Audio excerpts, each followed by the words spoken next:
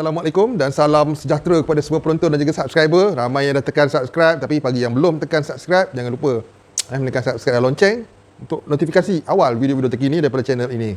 Baik, isu ke isu? Isu yang masih tidak berkesudahan dan mendapat banyak kecaman. Okey, dalam entry kali ini aku nak jawab sikit tentang kecaman. Jom kita mulakan. Kecaman yang aku maksudkan itu ialah kecaman daripada pencarum-pencarum yang ada mengeluarkan perkataan mengatakan bahawa harapan palsu diberi oleh pejuang One of KPSP kita, Tuan Azmi Bugis. Jadi dalam entry kali ini bukan nak menyebelahi mana-mana pihak. Apa yang aku nak sampaikan ialah tak ada unsur harapan palsu sebenarnya, tak ada unsur. Mungkin kerana pencarum yang terlalu berharap, tapi ialah kita boleh tengok situasinya kan. Ada yang menyokong, ada yang membantah. Jadi rasa seolah-olah diberi harapan palsu, tapi tak ada timbul isu harapan palsu sebenarnya.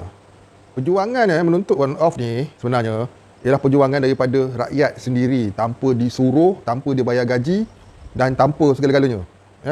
Apa yang dilakukan oleh pro rakyat dan juga Tuan Azmi Bugis bukanlah sesuatu yang dirancang oleh pihak ketiga dan keempat, tapi ialah dari usaha mereka sendiri, sebagai pencarum juga mereka ni, untuk membantu kita selain daripada untuk mereka sendiri. Jadi macam mana kita boleh cakap ada timbul harapan palsu? Apa yang kita rasa tentang harapan kita tu berkecai ialah apa yang kita rasa, bukan disebabkan oleh orang lain, bukan disebabkan oleh Tuan Azmi, bukan disebabkan oleh pro rakyat, bukan disebabkan oleh YouTuber sana, YouTuber sini, bukan. Tapi kerana kita frust. Sebab rasa macam diperkotak-katik lah. To be frankful to you, to all of you kan. Okay. Memang kita rasa seolah-olah kita diperkotak-katik kan. Kejap lenggok sana, kejap lenggok sini. Apa cerita sudahnya. Pengertian harapan palsu yang sebenarnya ialah kalau dijanjikan dengan wah confirm dapat, wah confirm menjadi, wah tunggu nanti hari bulan dapat, itu barulah kita boleh cakap sebagai satu harapan palsu.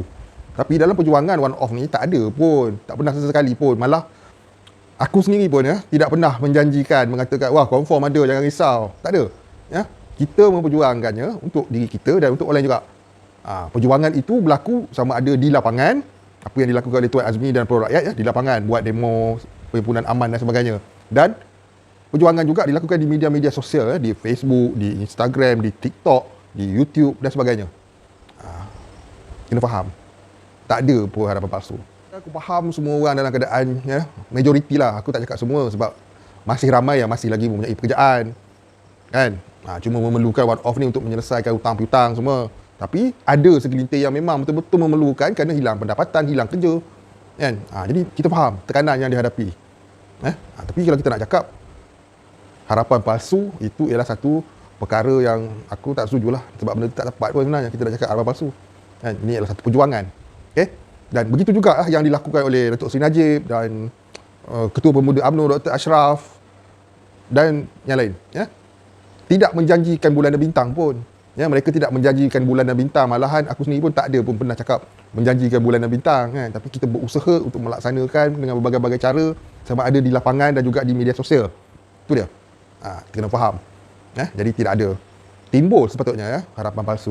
Memang mudah untuk menaik komen mengatakan harapan palsu, sama ada dekat Facebook ke kat mana-mana lah platform media sosial kita nak cakap harapan palsu. Mudah untuk kita berkata-kata. Aku petik apa yang aku pernah cakap dulu dan aku petik juga apa yang telah yang pernah diperkatakan oleh Tuan Azmi sendiri, iaitu sekiranya tidak ada apa-apa yang positif untuk dilemparkan untuk memberi semangat perjuangan ini diteruskan, alangkah baiknya berdiam diri dan tunggu saja penghasilannya tanpa banyak cakap. Daripada kita melontarkan kata-kata yang tidak sepatutnya, seperti cakap harapan palsu lah dan sebagainya. Tuan Azmi sendiri pun ada sebut perkara itu, dan dalam video ni pun aku sebut perkara yang sama juga. Kalau kita tak ada apa-apa nak diperkatakan, lebih baik janganlah memperkatakan harapan palsu. Apa yang perlu dibuat sekarang ni dari usaha demi daya usaha. Okey, kita tunggu apakah perancangan yang seterusnya yang akan dilaksanakan, yang akan cuba diusahakan oleh Tuan Azmi. Okey, kita pun faham mesyuarat Parlimen pun masih berjalan lagi, tak selesai lagi, sampai berminggu lagi. Jadi dalam masa yang terdekat ni macam aku cakap itulah kan, tunggu dan lihat perkembangannya. Satu demi satu sokongan kita boleh nampak dah YB baling pun dah mula bersuara kan, banyak. Dan lepas ni percayalah akan ada satu persatu yang berhormat ni akan bersuara. Dan last sekali baru kita akan dengar apa yang akan dijawab oleh Perdana Menteri pula. Dan selepas itu usaha pun takkan tamat. Tuan Azmi akan terus memperjuangkannya dengan berbagai-bagai cara.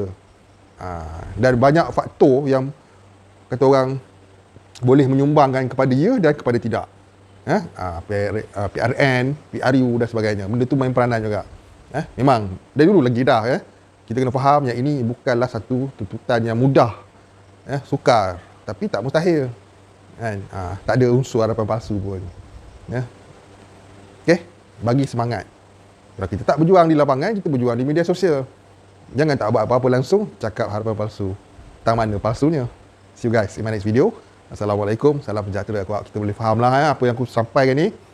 Mungkin bagi pihak Tuan Azmi sendiri, aku cakap benda ni, dan mungkin bagi pihak aku sendiri, dan mungkin bagi pihak anda semua untuk menilai di manakah harapan palsu itu. Tak ada. Kalau kita nak cakap harapan palsu, mungkin harapan palsu tu kalau nak timbul pun daripada orang-orang yang berada dalam kedudukan yang korang faham lah kan, kedudukan tertinggi.